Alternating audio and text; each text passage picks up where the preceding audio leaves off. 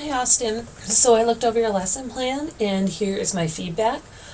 So I like the depth of content that you went into on this lesson plan, and I would say that the size and the extent of detail in this lesson plan are right on board for what I'm expecting. Okay, all right. So you chose the right academic standard, and I'm glad that you dug through the standards into the evidence outcomes so that we specifically know that students are distinguishing phrases and clauses. All right. Your content area question, it's an important question I think for you to address. Is using correct formal grammar still important today? Because a lot of kids will fight us on that. So it's a good idea to just have that conversation up front.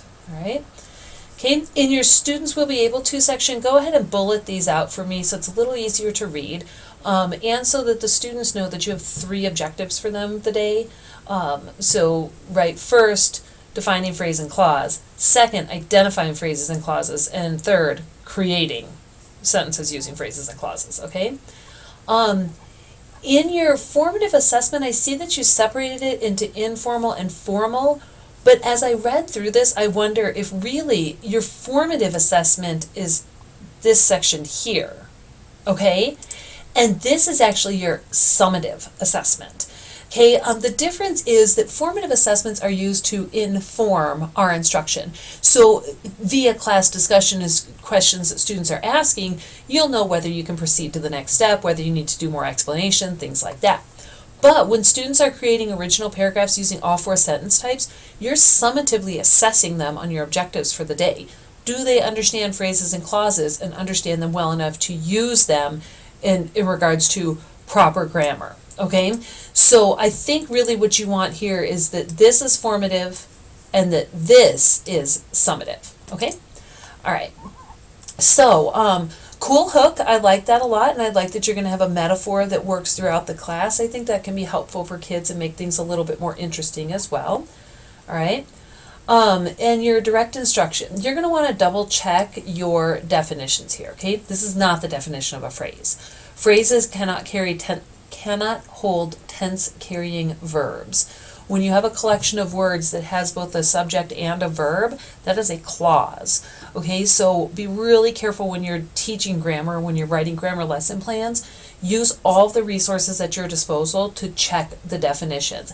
And I don't mean online resources like ask.com, I mean credible resources, right? I walked over to my shelf, I pulled down my Mark Lester book that's Grammar and Usage in the Classroom, and I looked up the definition of phrase, okay? And your definition of clause is pretty close. It's a collection of words that has a subject and a verb, okay? So you're pretty close. We just want to make sure that we're clear on this, all right? I'm not really sure, I'm guessing here, okay, that what you're going to do right here is tell the students, okay, take out piece of paper, I need you to take these notes down. Or you're going to be giving them guided notes one way or the other, put that piece right, those instructions right here, and then move into direct instruction. Then you just say metaphor, a road. I'm not really sure what that is all about. Like, is a road supposed to be related to a clause? How are you going to relate that? Script that out for me, okay? I know that in reality, when it comes to practicing teachers, they don't script out their lesson plans. But that's because practicing teachers already have those jobs, right? In a methods class, I need you to script them out so that I understand how you're speaking to your students, how you're explaining it. Just as, I want to talk to you about your definition of phrase and clause not being accurate. If your metaphor is too confusing or inaccurate, I need to be able to check that as well, okay? So your independent clause, you actually used the words independent clause to define independent clause. You can't do that. Okay, so an independent clause is a group of words that contains a subject, a verb, and expresses a complete thought. So again, here we are at you needing to double check your definitions before you write them in your lesson plans, okay? Script out. What are you saying about metaphor, a road, a city block? What does that mean? What's that going to sound like, okay? A dependent clause, again, you got to say, it's a group of words that contains a subject and a verb, but does not contain a complete thought, okay? So get all that definition in there, okay? Script out what it means for a metaphor, okay? These definitions in here are mostly correct, except that a compound sentence is two or more independent clauses joined by a fan voice. So again, check your definitions, all right? Now, you say model life as a highway, use think aloud strategy. I see that you have that piece scripted out here, and so we're going to move on, okay? I very much like that you model the 5-step strategy for determining sentence type. That's really good because it demonstrates to them that you aren't the holder of the knowledge. You're the one that helps them develop the skills so that they can use the skills on their own. And I think that that's fantastic, okay? All right, so you have them on pretty hefty goal here, right? To look at the first sentence in the opening chapter of The Road. Just so you know, right? Because, okay, you have let's review. How do we know it's a complete sentence? Oh, it has a period. It's a complete thought. And then I love that you prompt them, think about it. What are our 5 steps? Identify subject and verb, okay? This is not the subject and the verb of your sentence, okay? I don't know if you know that or not, because down here you talk about 2 verb phrases and 2 subjects, but the fact of the matter is, when he woke in the woods in the dark and the cold of the night, comma, here is my dependent clause. You can never find the subject and the verb for a sentence in a dependent clause. You can only find them in independent clause. It's right here. He would reach. Okay? Here's my subject, he would reach. There's my verb. Okay? Out is a preposition, okay? And so that's going to, right, are you seeing the difference?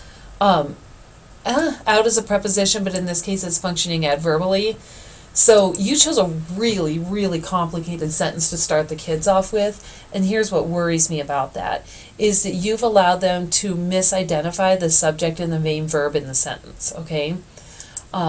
So again, especially when it comes to grammar and when it comes to writing these lesson plans, I want to see you tip-top shape perfect every single time so that if you slide a little bit from that when you actually teach, it's not a big deal, okay? But what worries me is if I see a lot of errors up front, knowing that you'll slide a little bit when you're teaching, then I worry that what you're doing is sliding into improper information, okay? All right. So they've correctly identified it as a compound sentence. Nope, see, here's what throws me. You said the first sentence couldn't stand alone. Why can't it stand alone? Because of the word when. So it's like you know it's a dependent clause, but you didn't talk to them about that up front.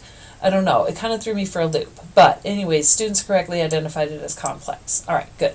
Repeat for the remainder of the paragraph. All right, good. So then I like that you also wrap up your lesson plan by bringing it back around to some of these essential questions, right? Why is it important to know these? How does it influence what people think of us? I loved the example that you gave of the student or the kid, like on the playground, using and. Right. When we use only that one conjunction, it denotes a very young writer.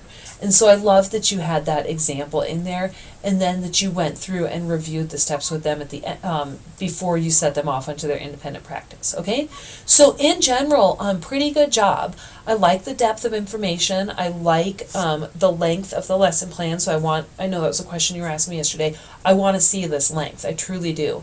What you're going to do is check and double check from credible sources all of the information about the content you're providing. Okay, thanks.